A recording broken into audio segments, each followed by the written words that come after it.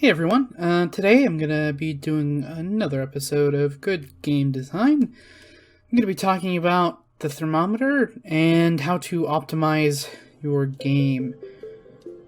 So, a lot of people may have seen the earlier live streams that Media Molecule have done, where they talk about basically cubes, where you have a cube that is highly detailed, like graphics-wise, and you use that cube for almost everything in your level, and you copy it over and over and over. Some people have taken that to a little bit too much to heart, I'd say. It is a really useful tactic, especially if you're going to be making, like, the actual, like, cubes with, like, lots of detail. I think Lucid Stew. Yeah, Lucid Stew. He's pretty good. You guys should check him out.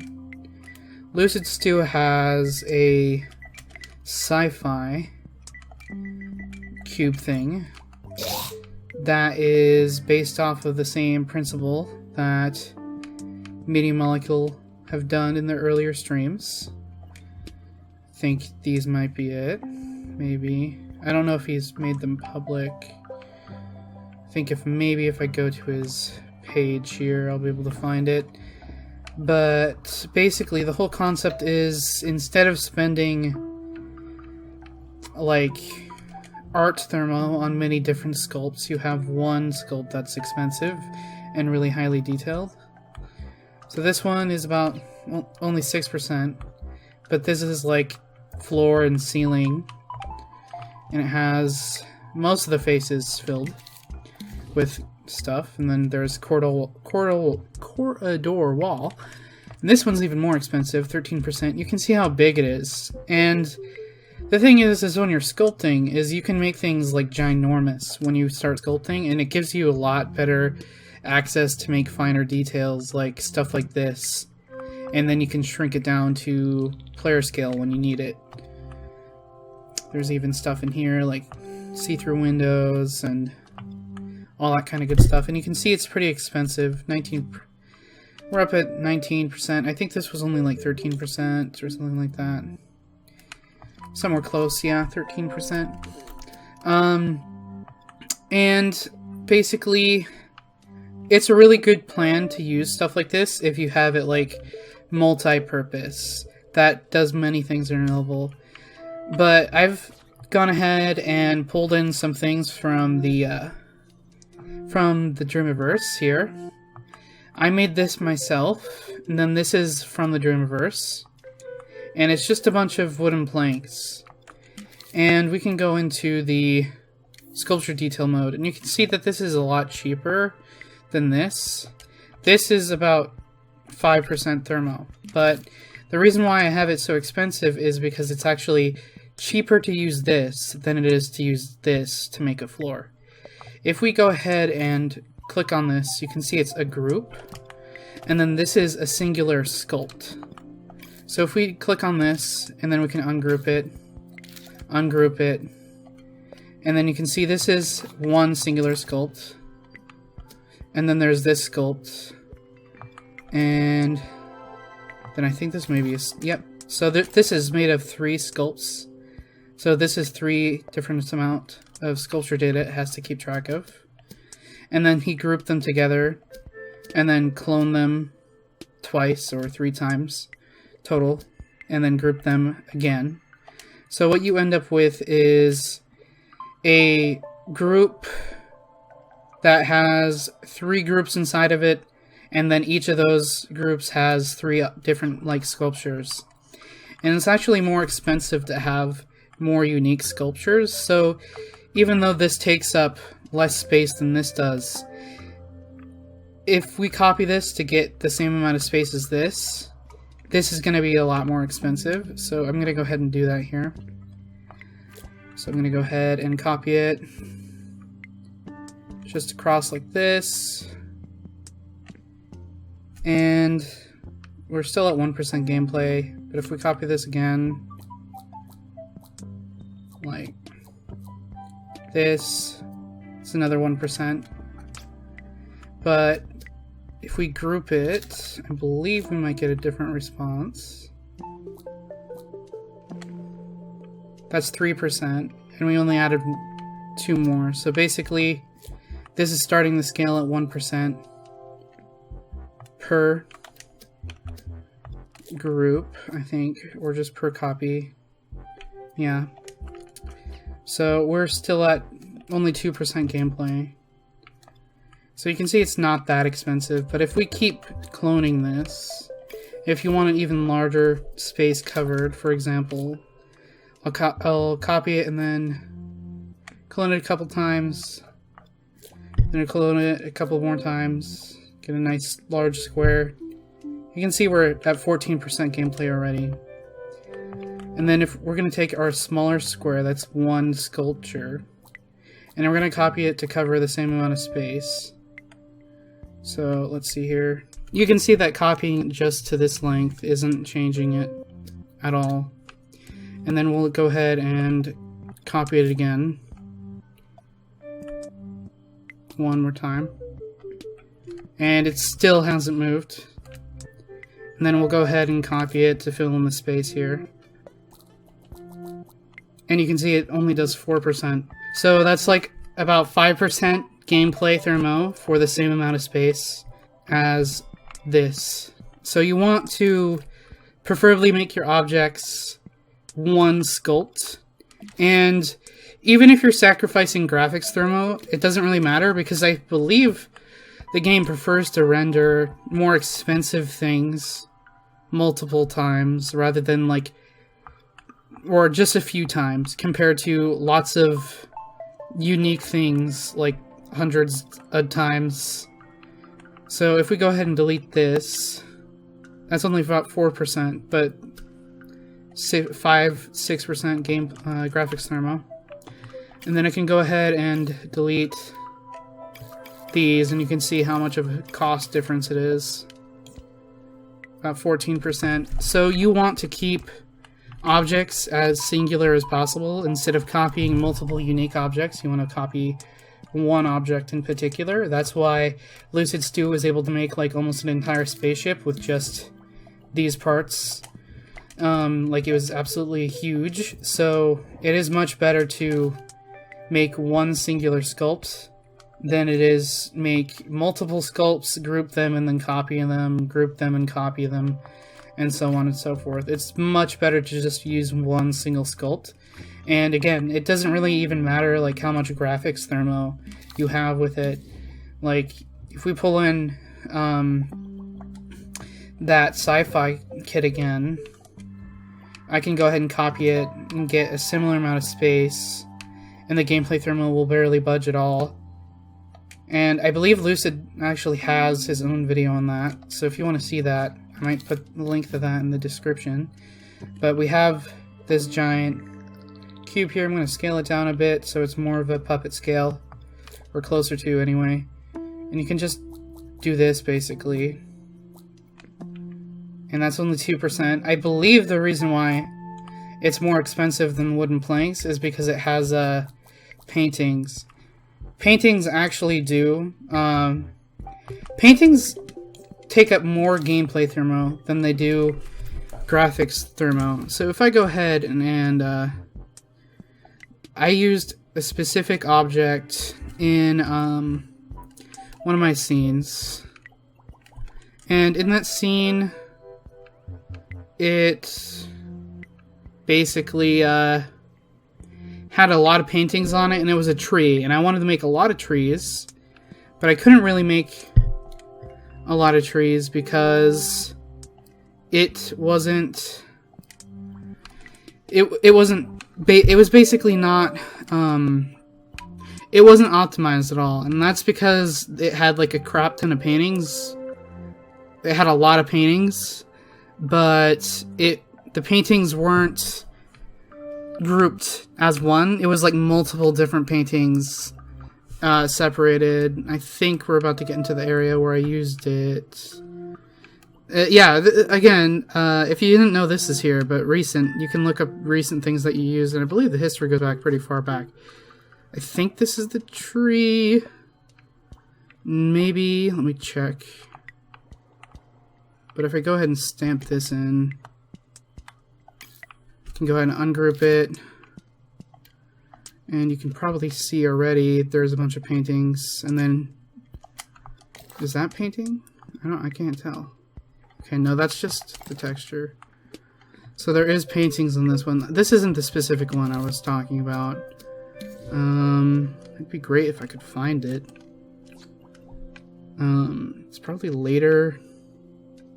It's kind of a barren looking tree. I don't know why I'm not able to find it. Oh, here it is, Suki tree. So this guy, almost immediately you get 2% gameplay thermo from this. And then if you copy it like just a few times, that's 7% thermo for one tree, and you only get it like 5 times? Like, that's ridiculous. So the main reason why it is that expensive is because this guy has a bunch of paintings on it. So if I go ahead and like scope ungroup it, you can see we get like 2 items here. Not sure.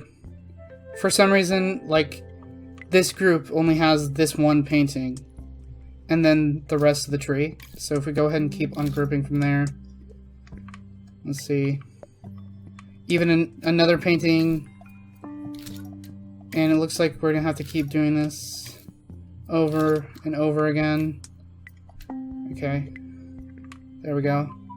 Now, paintings are special because you can, instead of grouping them, you can make paintings a actual, like, one object. Or most of the time. Most of the time you can do it. Sometimes it'll say it's too complex to merge the paintings, in which case you do have to group them. But this guy just has individual strokes. And that is very bad. It completely devastates your graphics thermo. So if we go ahead and, or not graphics, but gameplay thermo. And I'm going to go ahead and select all these as much as possible. And then I'm going to merge all of them. And you can see, like, we're selecting, like, tons of them. And that's why this tree is so expensive, is because it just has a crap load of paintings that are all, like, just one stroke. So as soon as we go ahead and get these merged, you can see we went down in gameplay thermo from merging it. There's still a few paintings left. So if we can... Okay, this might be a little bit difficult to grab.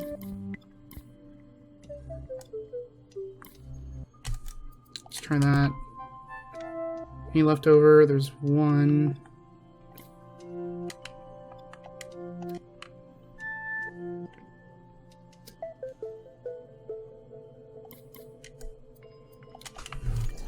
So now we have one large painting instead of multiple, like many. There was like 50.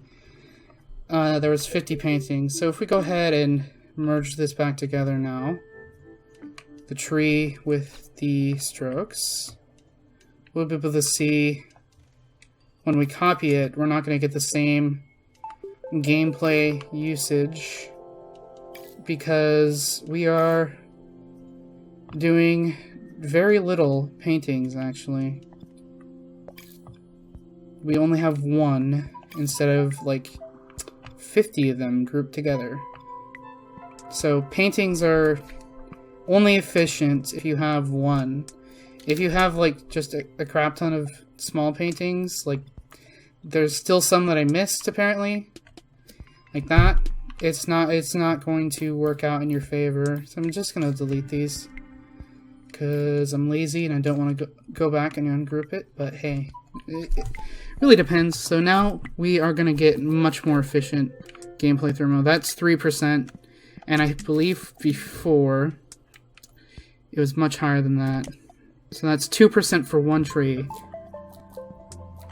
That's 7%. And just making all the paintings one painting let us make like so many more trees before our gameplay thermo started to rise up.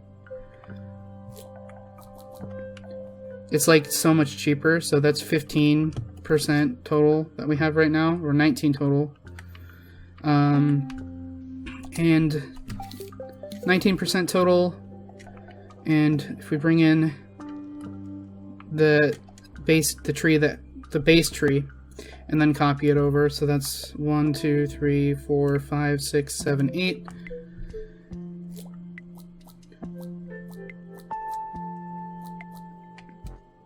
That's 15% just from 8 trees, and then if we, I don't even know if we're gonna have enough room to do 1, 2, 3, 4.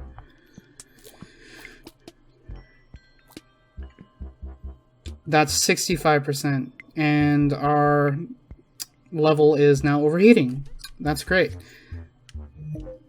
Yes, this edit will be too big to undo. That's fine. 81% gameplay thermo, reduced down to like 19%. So yeah, you guys need to optimize your assets a lot better. So yeah, try to keep all your paintings as one object. Try to keep all your sculpts as one object. It's much more efficient to have one sculpt rather than many sculpts grouped together. And I think a really popular object that does this incorrectly is the red car. The red car that from the, I think this one right here. Oh great. Oh man.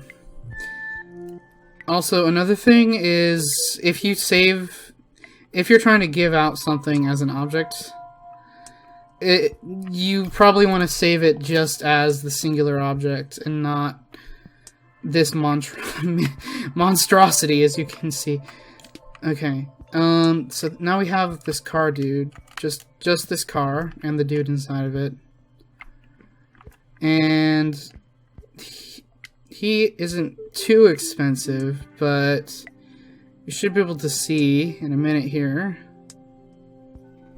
that if we ungroup him, you can see that it's many parts separately. So we got this, and then there's this, and then there's this. I mean, like, somebody made a car that is like fully destructible, and I mean in that case, like, that's like a feature. So if you're trying to achieve something like that, sure, go ahead, give it all your best shot. But if you're like just a basic car that's driving around, no collision destruction and stuff like that on the parts, you want to try to make everything like one singular piece as one sculpt like this. So it's actually really easy to make shapes and then duplicate them like this to extend the floor out like this, and then you keep going. It would be basically the same thing as if you were doing it with like individual pieces, but you're doing it in the sculpt itself like this. Alright, so that's basically how to optimize stuff and how to optimize your thermo and keep your thermo nice and low, and what the thermo does and how it reacts to stuff. There's a few people that have made thermometer videos, I believe. I'm pretty sure that they are more in-depth than this, but I wanted to do something more of a quick rundown. One last thing I wanted to show you all before I end this video off is a freeze tool. So, for example, if you have something in this scene, like if this grass was extremely like fuzzy, like in here, you might end up trying to pick up this rock, but you move the entire level grass instead, and you like completely ruined your scene, and so on and so forth. There's a really easy way to avoid doing stuff like that, and it's actually implemented in the tutorials. They just don't show you. There's a tool in your tools menu called freeze, and it lets you freeze things in place, and then it doesn't allow you to use it. And actually the tools menu reminds me of one last thing of optimizing assets. I'll show you it here actually, because I bet you this is not very optimized right now. I don't know if they care if I'm showing this off, but it's like really, it's one of the levels that we're working on. Oh, well, he's working on it already, so I might as well not do that. Okay, I'll do this guy instead. He's pretty unoptimized. You can see he's like 30%, 33% graphics. If you make something pretty and you made it specifically to show off and then you want to put it into gameplay, if you go into tools, there's something called sculpture detail, and it will show you basically a heat map of how expensive things are. It appears that this is actually already pretty optimized, but we can probably get it down a little bit further. Basically, the more red things are, the more thermo they use up for graphics. So this arm looks pretty graphics intensive. Got it down to blue. And then the pelvis looks a little bit off. The legs. The feet. Some chest pieces. And again, it's actually much cheaper to make things like as one sculpt. So our artist here, this grill piece that looks almost identical to this grill piece is a separate sculpt entirely. Like, he made this separately from this one. I don't even know why, but you can see that they're registering as a separate object, because if I completely make the detail of this go down, you can see that one is at the same color pretty much still. I mean, it rose up because of how low I was making things, but you can see that it was not changing with it. So if you have like sculpts like that, you probably want to make them like identical. That if they're basically the same thing, just flipped, you can actually flip objects over by copying them, and then L3 will flip it on its x-axis, I think, yeah. And then R3 is on the y-axis, I think. Well, you get the basic idea. Is you can flip things with the left and right sticks. So yeah, you can see that these arms are separate sculpts, so that's eating up even more graphics thermo than it should. So you want to try to keep things like as one sculpt as possible. Like, these arms are pretty much identical. You can barely tell a difference even if there was one. So you are much better off with flipping a sculpt rather than making a new one for the other side. Alright, and then one last thing I want to try. I'm going to go into a tutorial here, and I'm going to try to see if we can go ahead and rip it apart with the freeze tool. So I'm just going to start one of these. Hurrah! Connie and Cuthbert. It's fine. Okay. So you can see that we can't grab this, and we can't grab this, and we can't grab this. And that's because I believe they're frozen with the freeze tool. But the freeze tool is not available in tutorials, so you can't exactly do that. You cannot save objects in tutorials either. That sucks. But yeah, if the freeze tool was available in the tutorial, you'd be able to like move around, convert all the background scenery art that's beautiful, and this, and all kinds of stuff like that. I guess another way I can show off that is again in one of my scenes here. Here probably. So again, got this grass, and I actually froze it last time because I was working with this and it was messing up. I was like grabbing the grass instead of grabbing this, and also when I was working with this, I was grabbing the grass instead of this. I think the same thing over here. Like, I was trying to grab the rock. Like, you can see I'm trying to grab the rock, but I can't. And I'm trying to grab the ground. So it's really useful for stuff like that.